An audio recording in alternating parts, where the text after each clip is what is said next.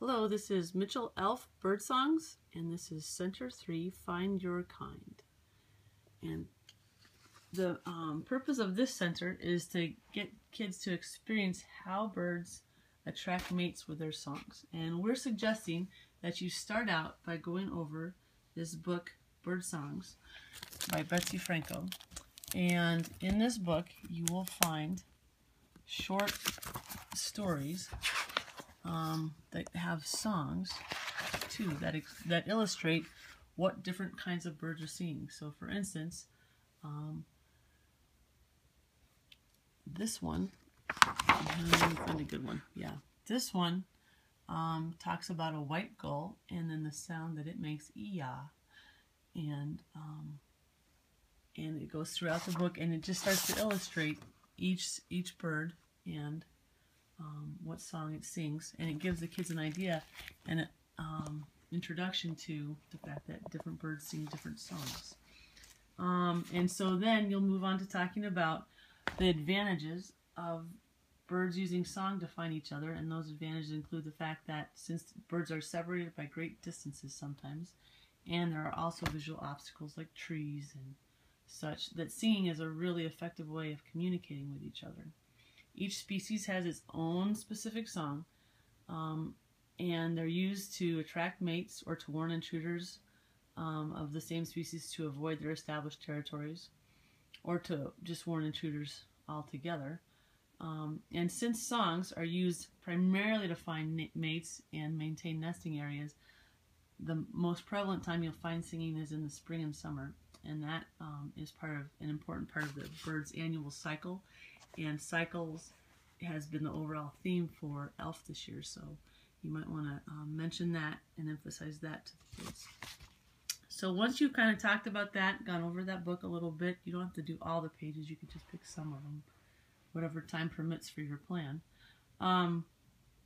Then you're going to get out these two packages, Ziploc bags full of photos. One says, hand out to students, set one, and the other one says, the it person uses these. And there are 7 photographs of birds in each Ziploc bag, and they're the same photographs, and on the back of each one it identifies the bird and it identifies their song. And so when you hand them out to each student, and make sure the it person is listening too, you want to go over, especially for the younger kids, the song that the bird is singing. So for instance, a black-capped chickadee says chickadee-dee-dee-dee. And I would suggest, especially with the younger kids, having them practice it. The older kids could practice it too, but you want to make sure each kid understands what their song is.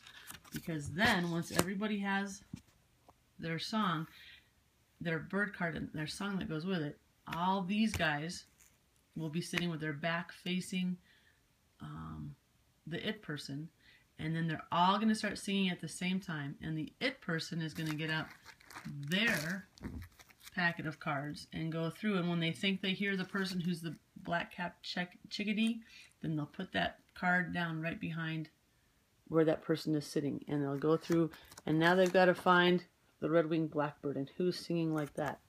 Well, their song is Concatree. So you've got to find which person, if you can figure it out, if you can pick it out with your good listening, is singing that song. And you'll put that card behind that individual. And so on and so forth until you've identified hopefully everybody, and then they'll stop singing, and then you can check, have the kids check to see how close or far they were from being correct to identify those. And then you can switch and have a different person be it and switch up the cards and do it again.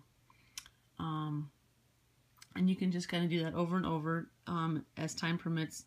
So hopefully each student will have a chance to be it and figure out that it's kind of challenging to listen to your specific bird.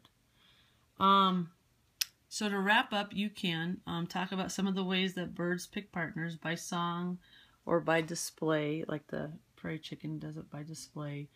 Also, nesting sites and food supply are important factors.